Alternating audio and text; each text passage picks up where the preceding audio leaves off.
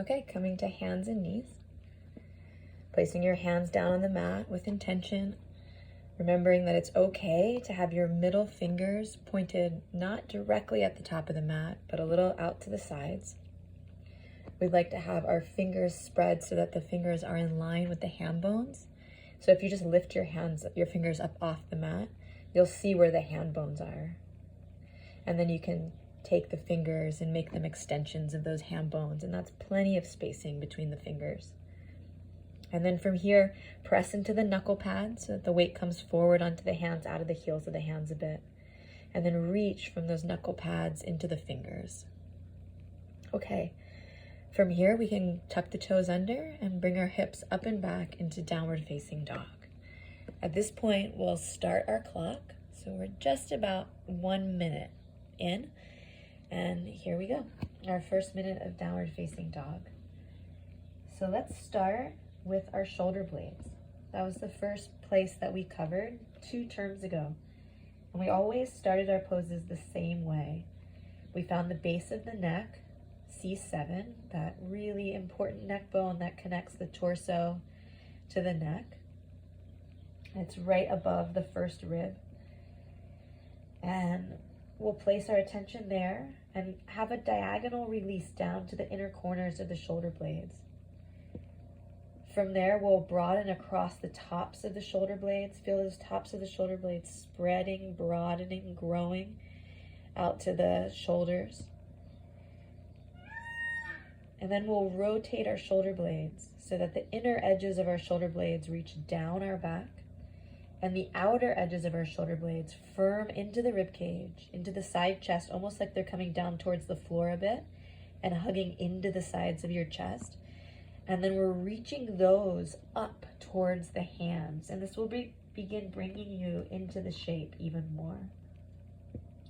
From here, I want you to lift your rib cage up away from the floor so the rib cage meets the shoulder blades. You might even squeeze your thumb and first finger as if you were hugging them towards each other, even though they're not moving on the mat. And then let's find the C7 again. And with the shoulder blades in this position, I want you to narrow, gently tone the sides of C7 and draw it down the back, down the spine, as if you're going to pull it right between the shoulder blades, as if you're going to draw C7 right down to behind your heart.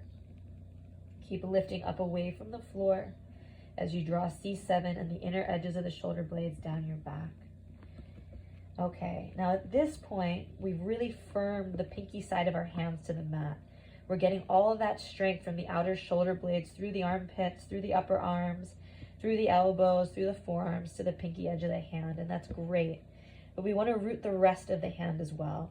So find your collarbones, find that little notch between the 2 collarbones, and let that notch be soft and wide. And then from there, you're going to widen across the collarbones until you get your attention all the way into the very tip of it, the edge of the collarbones. It's deep inside the shoulder head right now because the arms are elevated. And from that place, I want you to reach down the arm, down the elbow, down the forearm. You're going to feel it land in the heel of the hand, right in the center of the wrist joint. And then reach that space across the palm into the middle finger and ring finger. Let them really fill up as if your hand's going into a pair of gloves. And now let's work on rooting the thumb side of the hand. So find your elbow crease and notice if you've dumped a lot of weight into the pointy part of your elbow. I want you to try to hollow that part out and plump up the elbow crease. And now we have a 2-part action here. The first part is from that meaty part of your forearm, that really thick part of the forearm.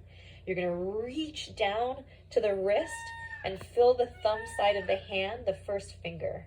Really like spiral it down, reach it strong. You're going to also firm those elbows together as if there's magnets on them and the 2 arms are reaching towards each other. Okay, keeping all of this alive, find that elbow crease again. The elbow crease is a line, the part of the line that's closest to the floor right now. From that spot, you'll spiral up the upper arm so that you're reaching from that spot up to the outer corner of the shoulder blades. When you do that, you'll feel the outer corner of the shoulder blades light up with strength.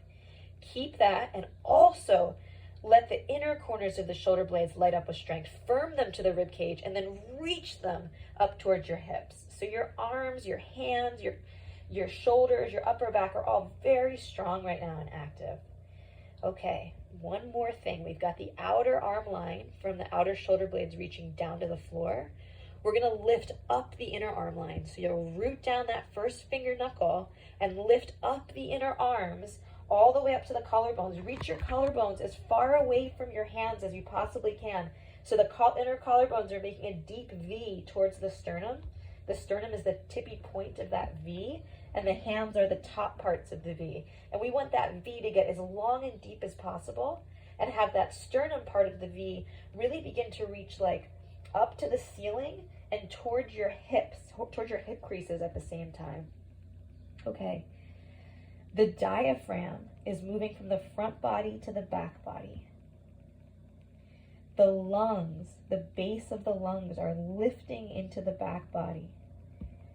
The back sides of the lungs are widening, broadening away from the spine, away from each other, rolling away from the spine, rolling open. The tops of the lungs, the apices, are softening, widening away from each other, away from the spine, and tipping forward towards the collarbones. Okay, at this point, we're very high on the heels because we're in such a deep V shape. We're taking our heart and we're trying to turn it towards our hip creases. Okay, so let's see, what are we going to do to bring those heels down? Well, we're going to find our psoas like we've been doing in class. And remembering that the psoas attaches to the sides of the spine, about the height of the kidneys. And you could find your navel and then go straight back in the body. And this is roughly about where it is. So now you're gonna find that place in the back side of the body by the sides of the spine and release that space down. And you could think about how we do that side stretch at the wall where we have one hand way up the wall and we let the interior surface of the side pelvis just elongate and relax down. And it's a similar feeling here. So you're relaxing, releasing the psoas all along the torso, and it's going back towards the sitting bones, back towards the top of the femur bone, down. You can even reach that space now down to the heels as it releases. And then reach through it. Let there be some strength through it, like really reaching through the psoas so that your hip creases start to be absorbed into the body, sucked right up into your body.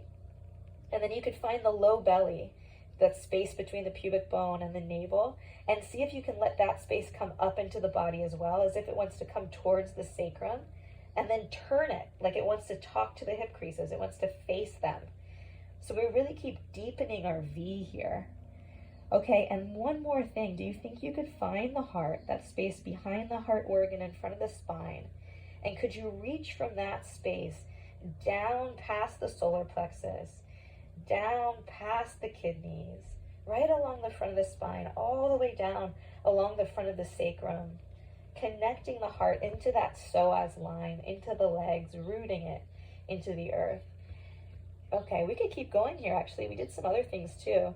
We can draw C7 down the back again, just make sure we still have that secure and stable. And then from that place, we could lift C6 out of C7. Let the neck emerge from the torso. And then we could try to lift C5 out of C6, creating space between the vertebrae. And what about C4 out of C5, and C3, and C2, and C1? And you can feel your neck getting longer into gravity, softening the front of the throat against the neck bones.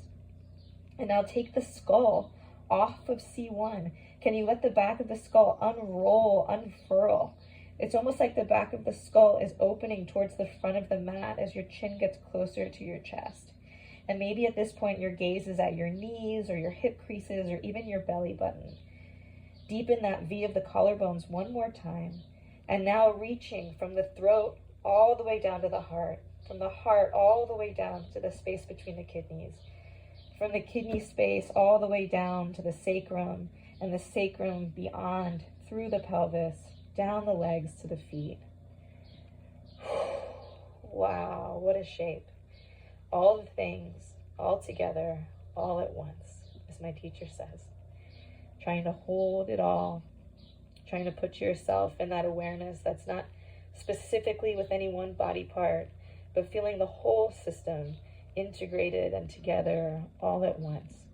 Where do you place your attention so that you can take it all in? Let's take a nice full inhale together, and with a slow, deep exhale, bringing your knees down to the mat. Resting here, forehead down.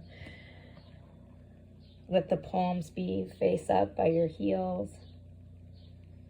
Congratulations. Nice job sticking with it. Nice job staying with yourself. This is the practice. I'm going to leave you with a poem. It's one of my favorites because it fits for every occasion. It's a poem by Rumi, and it goes like this. On a day when the wind is perfect, the sail just needs to open, and the world is full of beauty. On a day when the wind is perfect, the sail just needs to open, and the world is full of beauty.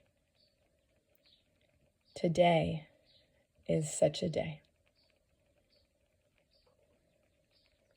I love you all. Keep practicing. See you soon.